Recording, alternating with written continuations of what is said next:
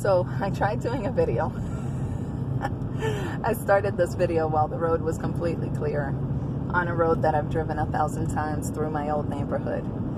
And here I am again.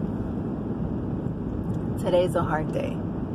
I don't need to explain if you know that this is during the time of COVID-19, before Florida hits its peak, and I'm in Florida. And I'm seeing and hearing about all these horrific things going on all over the world around me. I've got very close friends and family involved in the healthcare industry. I've got people I love who are at a high risk in my own household. It's just a really scary time. And so here we are, and there's a lot going on. And I don't know.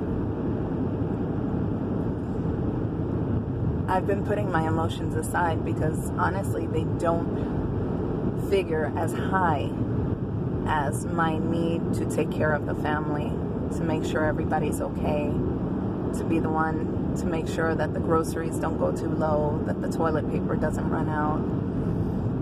I've traveled all over, up and down my town, other towns nearby, making sure that we don't run out of anything, that every need is supplied. I've quit worrying about trying to pay down bills and mostly just worried about making sure that the bills that we have due are done and the minimums are paid on everything and move on. Because it's just too hard a situation to try to push myself any further. We're all out of work right now, and there's a lot going on. And so my emotions are out of whack today. I don't feel like punching anything. I feel like curling up in a ball and crying, but I have something else I've got to do. So I'm on the road, and I can't stop to cry because I can't afford a crash at this point, because I can't afford to end up in the hospital.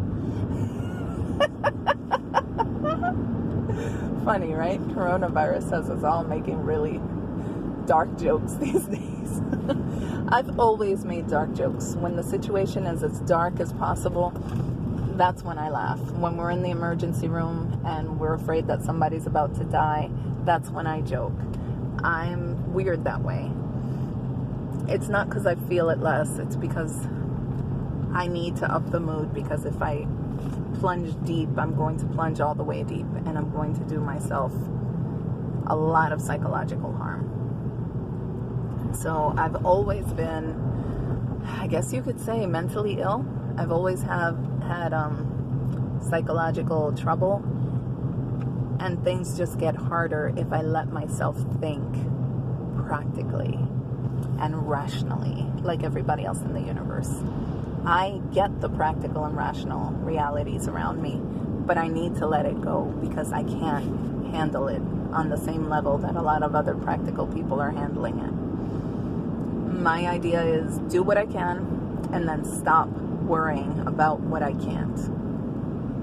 I make sure my household has enough stuff, as much as within my powers. I make sure everybody has washed their hands and has the ability to wash their hands. And beyond that, stuff that's out of my control, I let it go because it's not on me. The rest is up to God. And where people fail, and where situations get worse, and where the sinful nature of our world comes in and causes trouble, that is not my business. My business is doing what I can to the best of my ability and letting God deal with the rest. And He does. He is gracious. He is good. And He is faithful. And He has taken care of us so far. We've never been able to say that God has abandoned us. Though sometimes you feel it. Sometimes you don't feel the presence of God. Sometimes you don't feel the peace. Sometimes you don't feel the emotional relief. That has nothing to do with whether or not He's there or whether or not He's providing it. I've had times where I ask for something. I asked my husband, please help me find my glasses. and I'm angry and I'm facing the other way and he's pointing to them. Has he failed to meet my need? No. I'm not aware that my need has been met. And so it is with God. We can ignore him and not see the provision. We can choose not to notice all that we have and only notice what we lack. Boy, do we have a lot. Look around you. You have a lot. Please start counting your blessings, because this is not a time for self-pity. I'm feeling it today.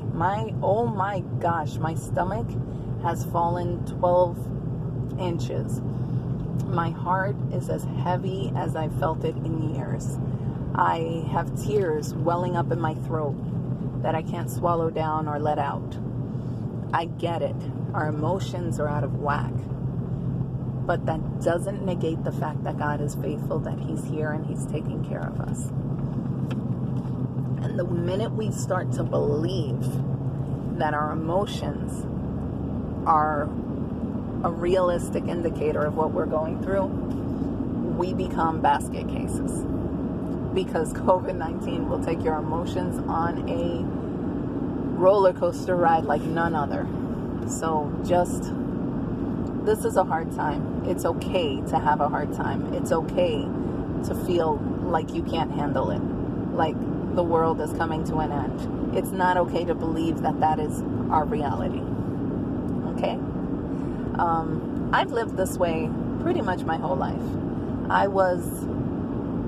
I didn't realize that I needed medication, that I had a chemical imbalance. I didn't realize any of that my whole entire life. I was trying to believe that I just couldn't handle life the way everybody else does. And I needed to power through. And for the most part, I powered through. I didn't do it beautifully. I didn't do a great job. But I raised my kids. I kept a job. I went to school. I did what I needed to do. And I got through to today. But the only way I got through was by staying positive, refusing to dwell on the negative. And that was an excellent training for today, because now even with my medication, it takes all my mental fortitude, all of my positive thinking, all of my trusting in God to get from one day to the next. And people around me, I'm sure they think I'm just doing fine. I'm not okay. I'm not okay. This is not easy. But because God is here, because he hasn't left, because my emotions are not an indicator of the faithfulness of my Lord, I'm okay. And you'll be too.